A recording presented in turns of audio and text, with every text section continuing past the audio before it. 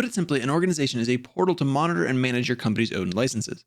Once you've created an organization, you can see the total number of enterprise account licenses that have been transferred to the organization, as well as an estimate of the number of licenses needed based on the number and type of invitations, as well as the number of machine claims. The total number of machine claims, which is the number of machines that are using a DRM build of Odin, is shown as well. You can also see your organization's compliance score, which is a number estimating whether you have more or less licenses than needed.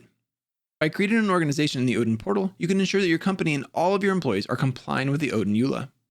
To create an organization, navigate to the Licenses page, click on Create Organization, and enter the name of your organization. Once your organization has been created, you can purchase or assign licenses, invite members to your organization, or create additional managers.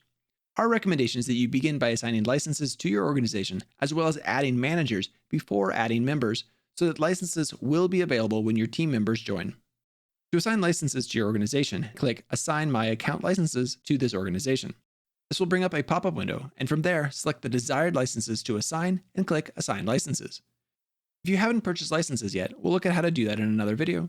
We'll also look at adding members automatically as well as manually in another video.